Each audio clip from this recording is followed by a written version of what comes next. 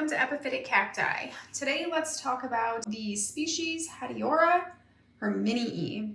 This plant is endangered according to the IUCN Red List site. So that's IUCNredlist.org. It is endangered and the population is decreasing. This plant is endemic to Brazil. You don't really see this one all that often because it's just really hard to grow. So this is one that is extremely difficult to grow on its own root system. So quite often you will see it grafted instead. There's a handful of species that if they get a little too much water, they tank. And when I say tank, I mean they just profusely drop clades.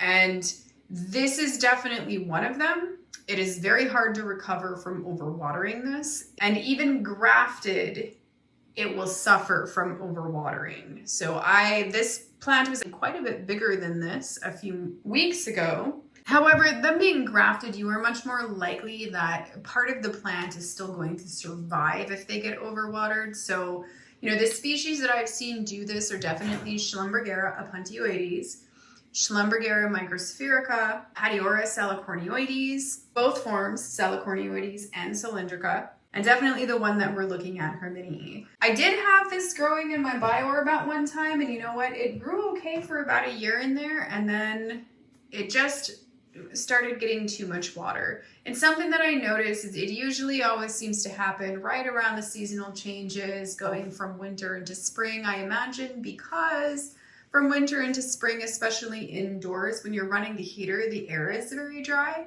And then all of a sudden, when all of the snow starts to melt and everything, now the air is considerably more humid. If you don't make the adjustment for the water, I believe that what happens is they become overwatered and then they just start dropping clades. The one that is the most likely to recover from the clade dropping though, even grown on its own roots, is definitely Hatiora salicornioides. This one here doesn't recover very well, and because it is generally pretty slow growing, it is considerably slower growing than salicornioides. It is a very slow growing plant.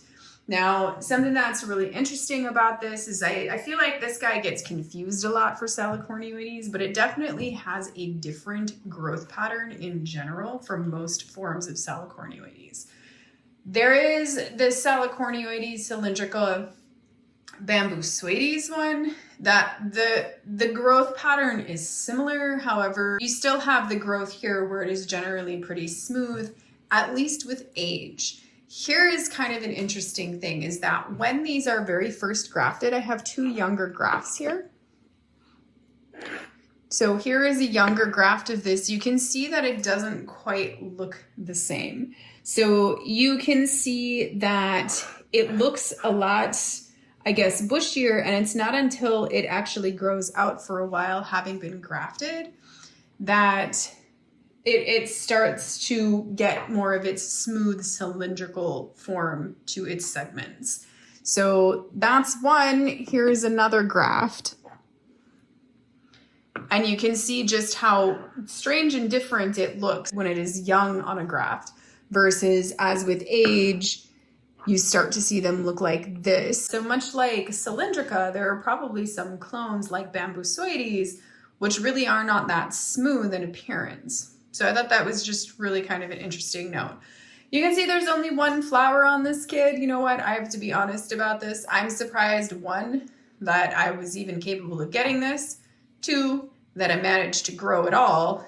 And three, that it survived to bloom. And four, that it did bloom. So I, hands down, can say this is definitely one of the harder species to grow. And it gives me a headache.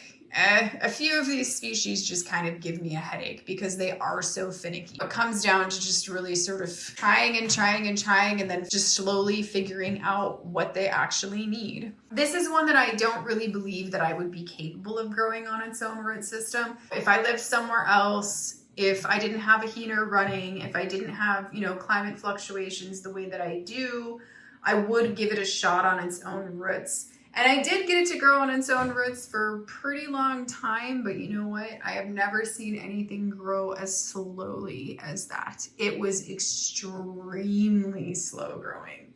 The other thing that I do want to note about the growth is that because this is grafted, the growth has a tendency to be a lot shorter. If this was growing on its own roots, these little smooth segments would probably be quite a bit longer. They can usually, you know, in comparison, if it's grown on its own roots, a lot of times the growth will be twice the length that it is.